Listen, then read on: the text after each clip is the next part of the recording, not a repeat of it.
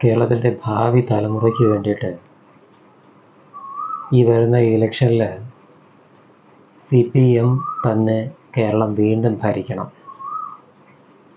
കേരളത്തിലെ എല്ലാ ജനങ്ങളും CPMന് തന്നെ വോട്ട് ചെയ്യണം.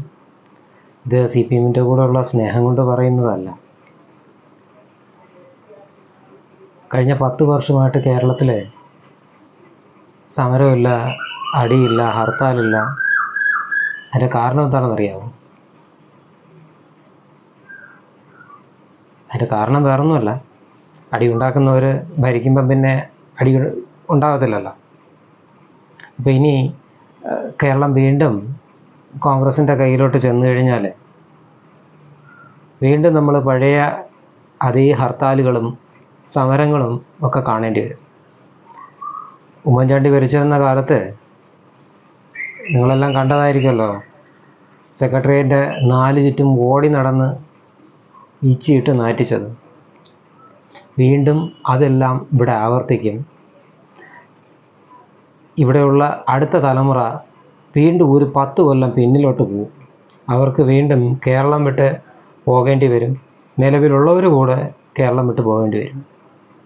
അവസാനം കേരളം വൃദ്ധന്മാരുടെ ഒരു കേന്ദ്രം മാത്രമായിട്ട് മാറും.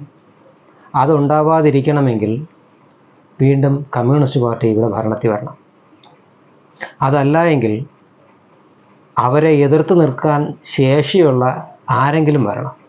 പക്ഷെ എന്തായാലും കോൺഗ്രസിനെ കൊണ്ട് കമ്മ്യൂണിസ്റ്റ് പാർട്ടിയെ എതിർത്ത് നിൽക്കാൻ സാധിക്കും എന്ന് തോന്നുന്നില്ല. അതുകൊണ്ട് തന്നെ വേറെ ആരും ഭരണത്തിൽ വരാനും പോകുന്നില്ല. അപ്പോൾ നമ്മളെ സാധാരണക്കാരായിട്ടുള്ള എല്ലാ ജനങ്ങളും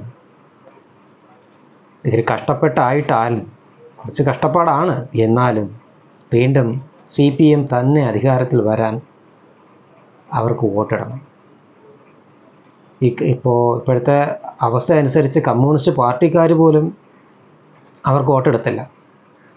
പക്ഷേ ജനങ്ങൾ തീർച്ചയായിട്ടും അവർക്ക് വോട്ടിടണം. കാര്യം അങ്ങനെ രക്ഷപ്പെട്ടു പോകാൻ അവരെ അനുവദിക്കാതിരിക്കുക. ഒന്നുകിൽ അവർ ഭരിച്ച് നാട് നന്നാക്കും, അല്ലെങ്കിൽ ഇതോടുകൂടി കമ്മ്യൂണിസം പൂർണ്ണമായിട്ടും തകരും. രണ്ടായാലും കേരളം നന്നാവും. ജനങ്ങൾ ചിന്തിച്ച് വോട്ട് ചെയ്യുക. ഇലക്ഷൻ അടുത്തു, എല്ലാവരും ചിന്തിച്ച് വോട്ട് ചെയ്യുക.